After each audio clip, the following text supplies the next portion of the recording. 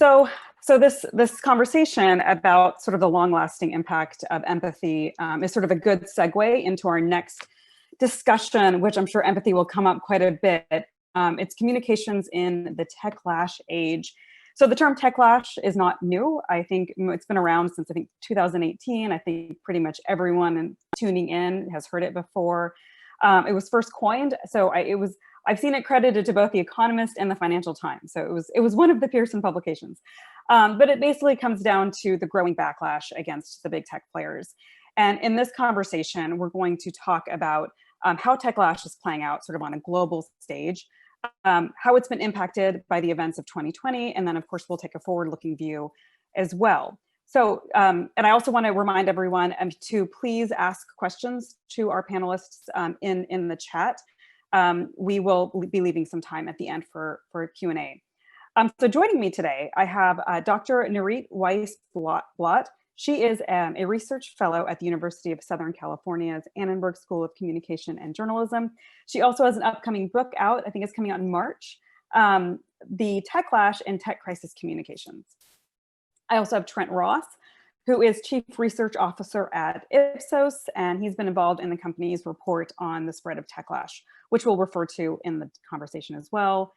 And we also have Kate Stevens, who is president of Axicom Europe, and she brings with her 20 years of working in tech PR. So welcome, panelists.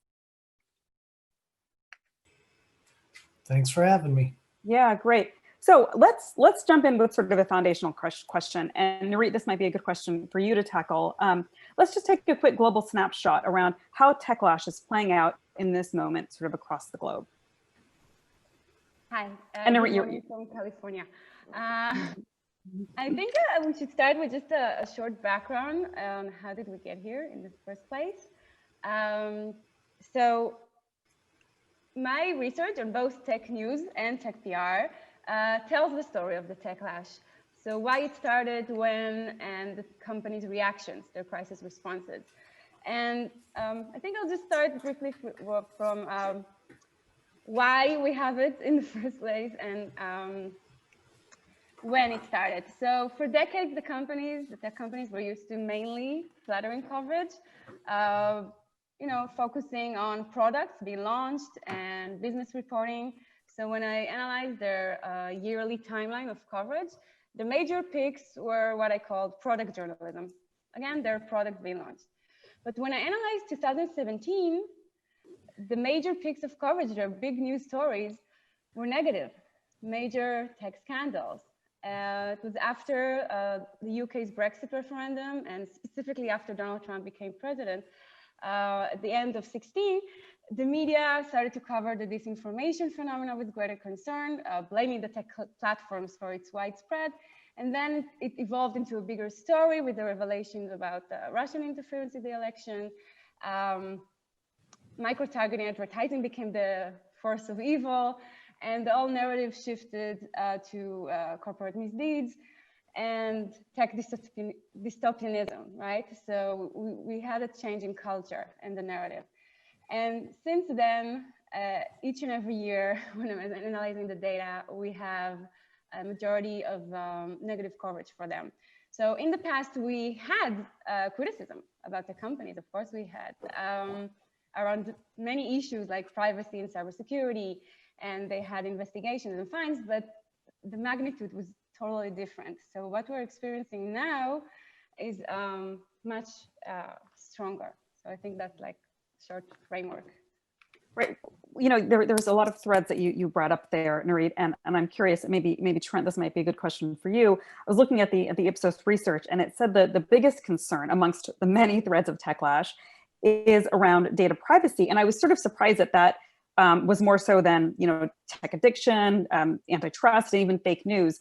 So Trent, I was wondering if you could give a little bit more context around that, and then maybe Kate and Nurit can kind of chime in to see if to say whether that's what they're seeing as well.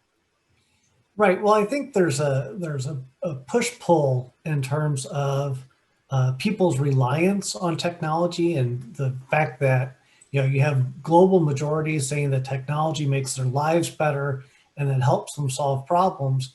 But at the same time, you have super majorities saying that social media and technology companies have too much power, and they're concerned about how their information is used and collected. And that use of information, that data privacy that you mentioned, loops back into the misinformation and tech dystopia points, right? Because the reason that you get your information curated the way you do is because they are using your data in ways that you really don't understand. And so I think they really go hand in hand. It's not one thing or the other. It's that there's always been this underlying current of concern about data privacy and security and the way your data is used. And now that's become a social concern in terms of the way your data is used to manipulate your data feed and to shift you into different narrative streams while kind of creating these bubbles. And Kate, I'm curious how the data privacy issue is playing out in the UK and in Europe, because I know you all have different regulations than we do here in the US.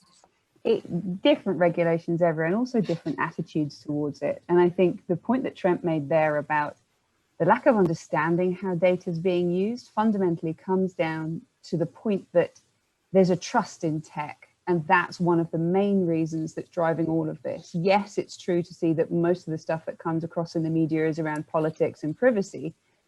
But, you know, that trust is around the rumors that we see, you know, how our data is being used, the fake news stuff, the addictive nature, the Big Brother element. And I think, you know, if you look at how comms is responding to some of these issues that have come about, the crisis response tends to be in response to how the media is writing it up. And actually, where we need to be is responding to the customer, the end user. So putting them at the heart of it, reassuring them directly, and then thinking about the platforms that we should be taking to spread that message. And media is only going to be a part of that. There's going to be the customer service. There's going to be your website through your partners, etc. And I think more needs to be done there from a comms perspective to tell a much more holistic story and allow that reassurance and that open dialogue with how data is being used, because that's another really interesting point. And I don't want to hog and speak over anyone, but we have this data transaction when we deal with technology. And for the most part, we're kind of okay with that because we get to use stuff from it. But at the same time, there's this sort of lack of trust around how is that data actually being used, when in reality, it's our relationship with tech, and our data is being used to improve tech. Our relationship with tech is way more than just posting stuff on social. We interact with it all the time. And if you look at how our data is shaping tech, from smart homes to connected cars to phones, that collected data is enhancing all of our experiences. So actually, we as a society have a role to play in shaping tech, and comms has a role to engage people in that conversation and that dialogue with big tech. So I want to go back to what you said about this trust, this inherent trust that people have in technology, and connect that to the pandemic and where we are right now. I mean, you know, I don't know if you all remember, there were these headlines immediately after, you know, we all went into shutdown that was, you know, is Techlash dead? Because technology has become our lifeline, right? I mean, look at how we're connecting here today, right? Through the pandemic, but it was not dead. Like, Techlash did persist. It's just sort of taken on a new shape, and we're asking maybe different questions. So I'm curious to get perspective from you all around sort of how the pandemic has changed or impacted Techlash. I would say, just from a data perspective, right? We asked people, you know, what is it that you want from social media companies, so a portion of tech, when it comes to helping you deal with coronavirus. And the number one action by far is be a source of accurate information, followed by censor or remove inaccurate or misleading information. So while the connectivity and the ability to do this is great, the reliance that people have on social media now as one of their main information streams, I think, is what may be negating what we would otherwise see as a boost, given the way people are using technology right now to do their work. Mm-hmm. Narita, I thought I saw you wanted to chime in there. Yeah, and so in my book, which is already in production, I managed to put a small section about COVID just before it got to production. And I named it the Techlash shortest pause, COVID-19 and tech deserves a second honeymoon, short phase. So it's like this few, I don't know, weeks that we all just appreciated and showed our gratitude for technology. And, but that was short because as Trent said, the first thing I think that made the Techlash resurface was the pandemic, because we like glorified how Facebook works well with information and we get the right info about the pandemic, and then and about the pandemic, and then pandemic happened. So I think it's when tech was, framed as our savior for a long time. Then in the Techlash, it became like the tech giants are threats. And when the pandemic started, they wanted to be like the saviors again. And then it got all messy. Specifically with what Trent said, I think the misinformation is what started to bother people again. I mean, do you feel like technology is though getting credit for some of these? I mean, we're also in a moment of like massive, social upheaval, and that technology is getting some credit for giving a voice to marginalized communities who maybe didn't have that. Like, the Me Too movement played out initially, right, across social media. The Black Lives Matter movement, before we were, there were protests in the streets, and we were seeing that. Before that, it was a social media outrage. So is technology getting credit, do you feel like, for some of these social movements? I don't think people realize what a wonderful level of technology really is. It's totally opened out borders, and people will describe big tech as being borderless. It's put issues on our radar that previously could have been ignored or glossed over, and it's given people a voice. That the noise that people can make online now can become a validation for why an action needs to be taken. And before, people as a whole didn't have that voice. But therein comes another problem. We're talking about borderless tech, and one of the other driving factors around the Techlash is really culture. And if your customer base is truly global, you need a truly global comms approach. And actually, it can be as simple as a poorly translated press release that's going to deliver misinformation to one of your key markets that you're talking to. So actually, you're right, though. Tech doesn't get enough credit for what it actually does and achieves, because there is so much rumor and speculation around there. But that borderless piece, that bringing in the culture and laying that in and realizing you actually need to adapt your message and have a cultural nuance and speak to people like they're human, is so important and doesn't really get done enough in big tech. So despite the fact that, go ahead, Nurit. I think that we need to remember that I'm a big agenda setting theory enthusiastic. So the media set the agenda, right? The narrative for discussion. And if the narrative is the Techlash, and we are in this negative technological determinism about tech ruining our world, those positive stories doesn't have any room. Like, you can tell them, but it's not what interests the media right now. And I think this is where the difficulty is, that you have positive stories to like pitch the media, but the journalists don't want to hear it. So are you saying sort of across the board that the media narrative is pretty strongly around Techlash, or do you think it is more nuanced? Never nuanced. We wish it was. Let's see. In my research, I'm dividing traditional media versus tech blogs.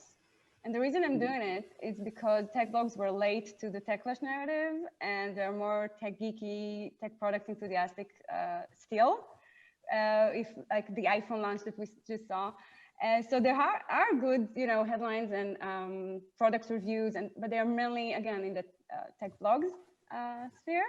Traditional media really has seen its role as, speak truth to power, put it into account, and do investigative journalism. And so you can see that more in traditional media, wanting to have, find the harm, have impact in the world. And as more and more, traditional media outlets succeed doing that, the others are joining in this what's called pack journalism. So you see what your elite colleagues are doing and you're copying that because you think that's the newsworthy thing to do. And so it replicates. Yeah. So I just want to remind folks tuning in that please put your questions in the chat and we'll get in just a few minutes. So, okay, so if the media narrative is largely negative and largely around sort of Techlash, I mean, even so, I mean, tech stocks are at an all-time high, right? I mean, they're sort of driving the stock market in the US. So then what are the business repercussions for Techlash, for the tech sector? Why should they care from a business perspective? Can I, or at least give a little bit of perspective? Thanks. So from the reputational perspective, you know, while the stocks may be going full blaze, and as Nurit says, there's this portion of the news that's about all the cool stuff, innovation and products and stuff. That's one of the things that drives people's attitudes, right? But the other thing that drives people's attitudes is the social aspect, the worry and the concern and about data privacy and whatnot. Going full blast, other parts of your business will start to suffer, right? And so reputation, having a strong reputation makes it kind of easier to do all the parts of your business, easier to find partners, easier to deal with regulators, and easier to bring consumers on board. And so to the extent that the tech companies are suffering a little bit in terms of reputation, we're seeing that in our data, it's going to make those parts of their business more difficult, you know, especially when it comes to regulatory pressures. I think Trent is right there about the ease of getting stuff done. And I think when we talk about Techlash, a lot of us tend to think of the big four, the online world and the social network.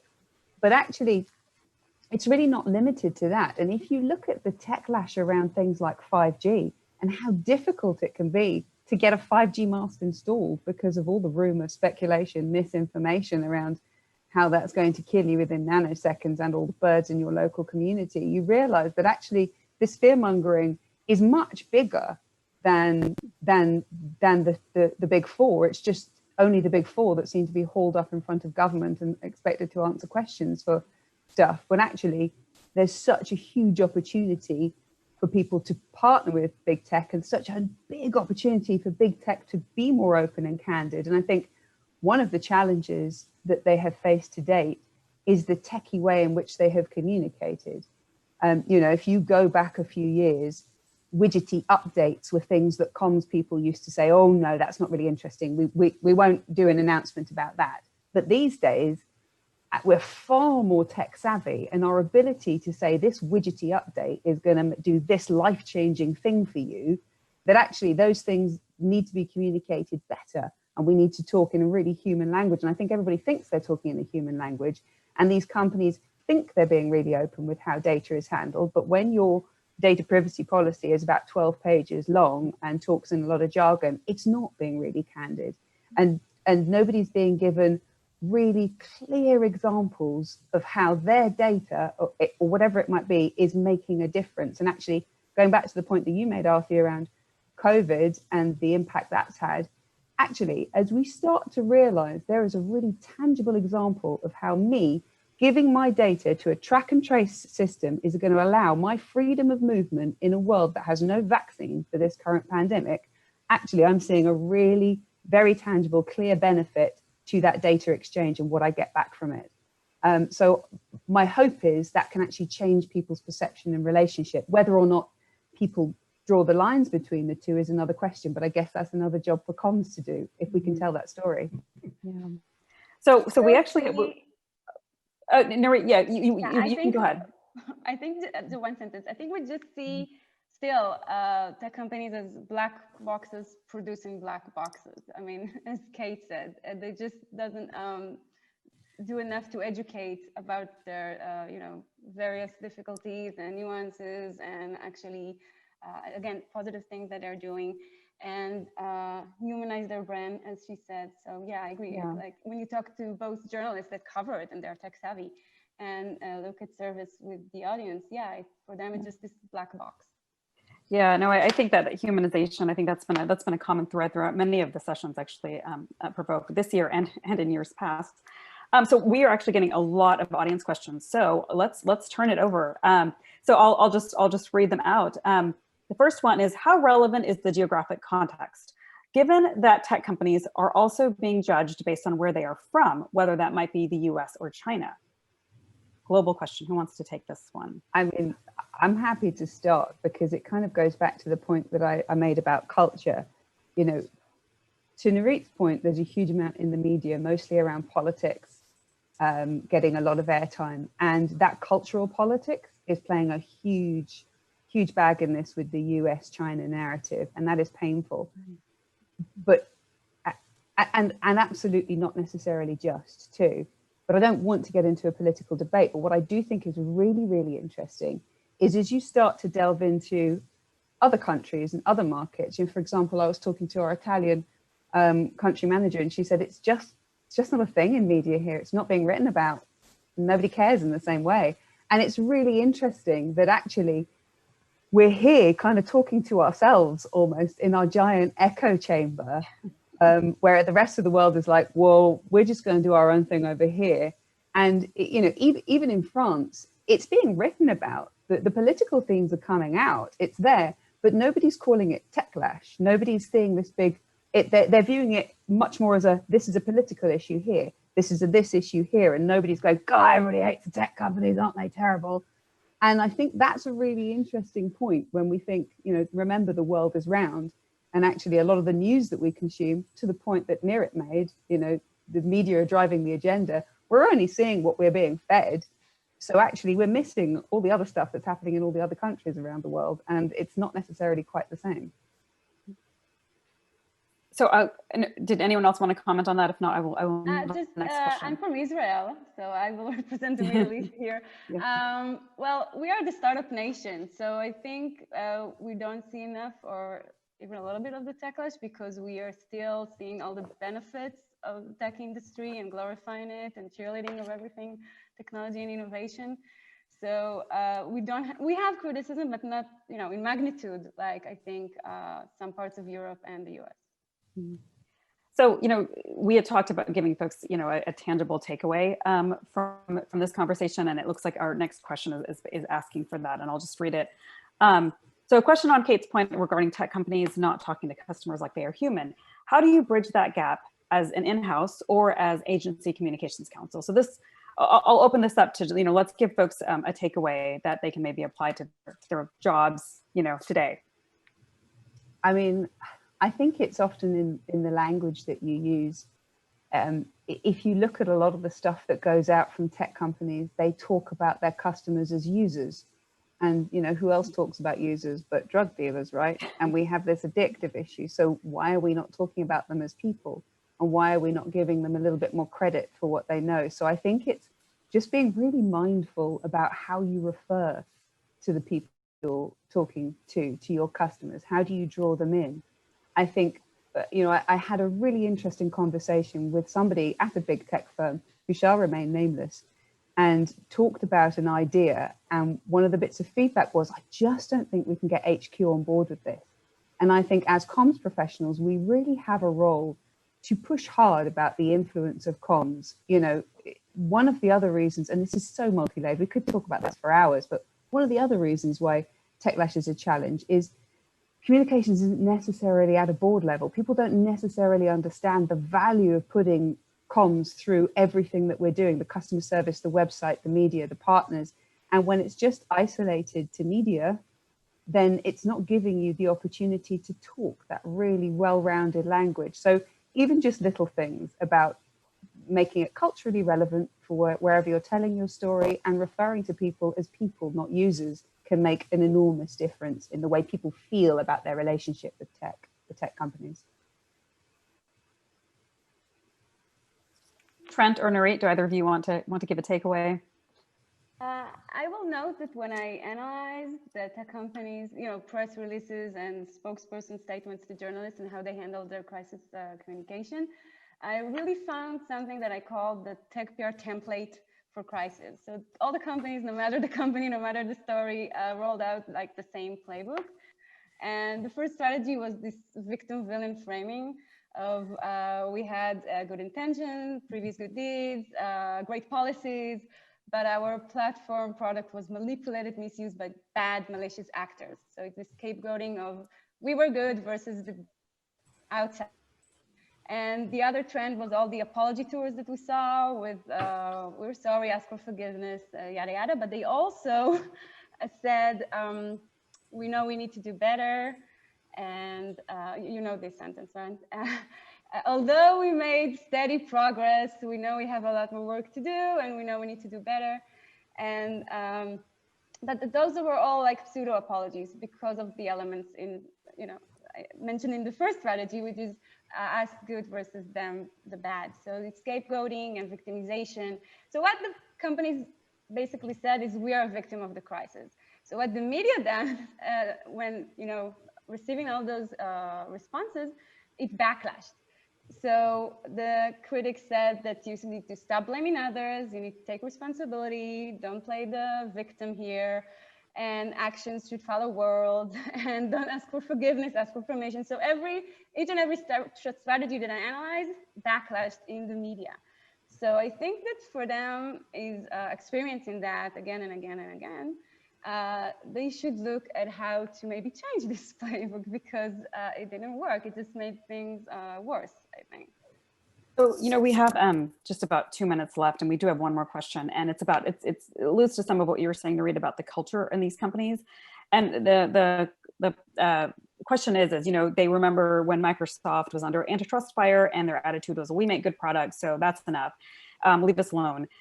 Today, Facebook seems to have almost an identical attitude, a refusal to acknowledge any responsibility beyond making good stuff. What is it about tech culture that leads to these attitudes? Does anyone want to quickly address that? We only have a couple of minutes.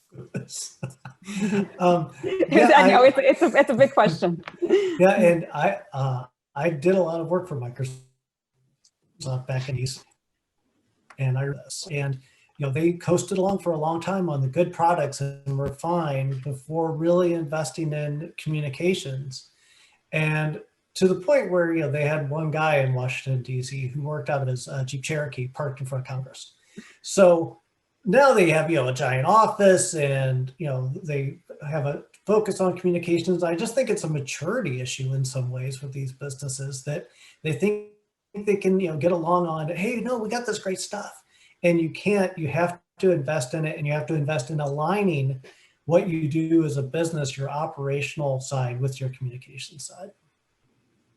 But Right, you know, no, also, I think, just sorry, very quickly, I think there's also a favoritism element here as well. We like to demonize. And I remember a situation where a very big tech company suddenly stopped approving the software for a slightly smaller tech company's product because they were about to pull out their own product that competed. They didn't get in trouble for that, not at all, because they were the darlings of the industry. And I think there's also a degree of favoritism that plays here. You know, nobody likes anyone being too powerful, especially politicians. So if we can stamp on it, let's do our damnedest too, right? And that seems to be the view. Yeah. So we are exactly at time. And, you know, as we've talked about, you know, Techlash has a zillion different threads, and each of them you could go so deep into. So I feel like we just sort of scraped, you know, a few of them. But even so, I think this was a really lively discussion. So thank you, everyone, for joining us.